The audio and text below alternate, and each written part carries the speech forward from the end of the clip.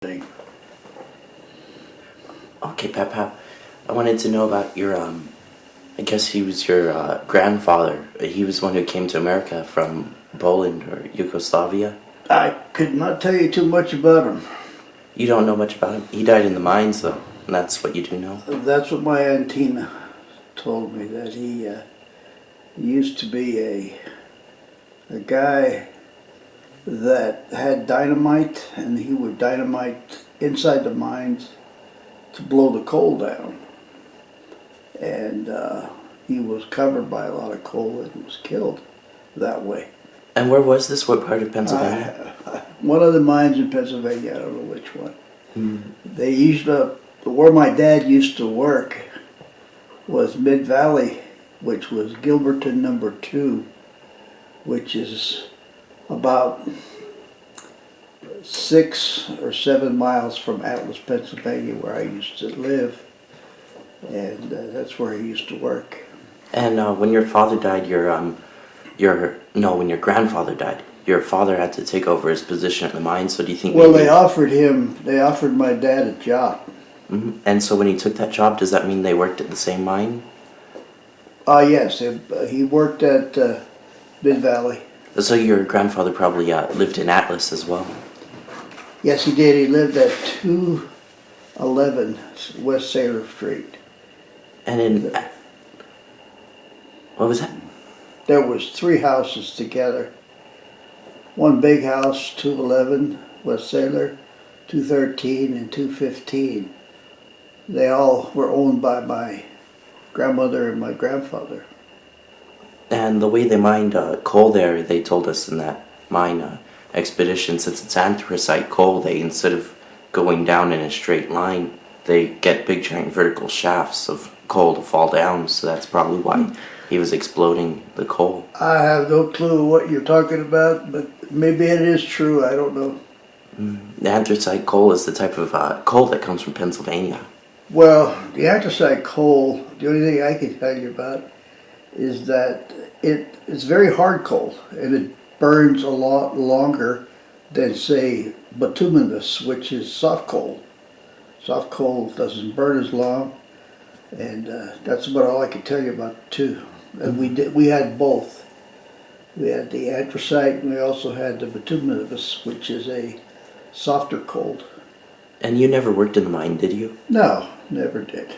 But you grew up around the mine. Oh yeah, it's just been coal country all my life. And it was pretty rough there, the way that the houses were built and everything.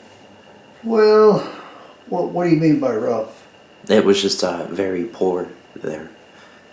Well, it was very poor, true, because of the times. You know, in the late 30s, the early 40s, the 50s, it was a rough time to live.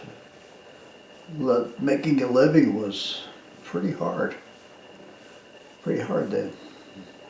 And you used to tell me the story, I like the story of you had an old car, and back then they didn't have fuel injection, so whenever you went up a hill you had to drive backwards. That was my dad's car. He had a 34 Ford, and it didn't have a fuel pump. In other words, the fuel was just fed gravity to the engine, and if you went up a hill, well, the fuel was the other way and the car would stop. So what he would do is turn around and back the car up the hill. But today they don't have that problem. They took care of it because they're all electric pumps, and you're able to go any place without it. Well, technology has, flew through the roof since I was a kid. Yeah. We're not in Mount Carmel or Atlas right now. We're in El Paso, Texas. How did you come to be all the way on the other side of the world here in Texas? Well, back in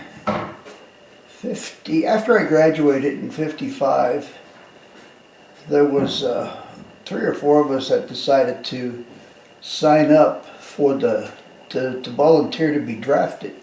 We could do it that way then. In other words, your name would be put up higher on the list if you volunteered, and they would draft you. And you'd have to go to the Army for a certain amount of years, and you were finished with your obligation with the United States. And I did that.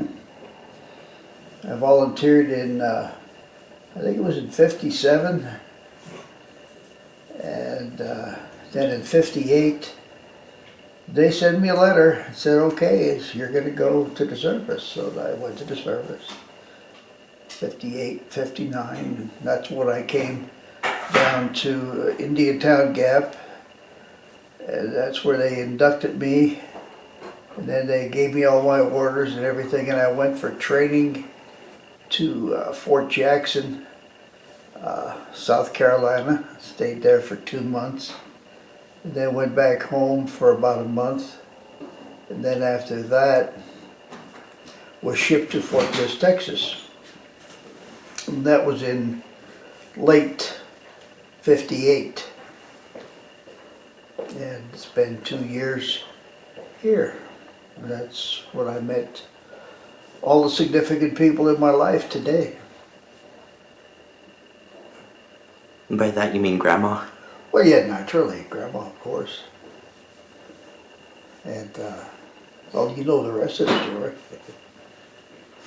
And you were born in what year? 1938.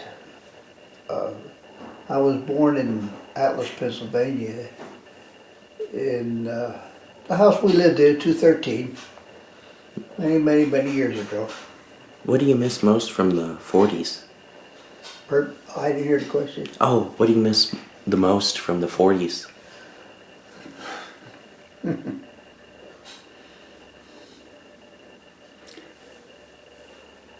Well, really, we had a lot of friendship with 3 or 4 guys that we used to always pal together. I miss that. I miss my mom and dad, of course, very much. We didn't get to see them too much. They both worked, so actually we were taken care of as little kids by 2 of my aunts, Aunt Tina and Aunt Mary, and they took care of us while we were little kids. That's about it, what I can tell you about it. And actually, we didn't spend much time together with our parents, except for holidays.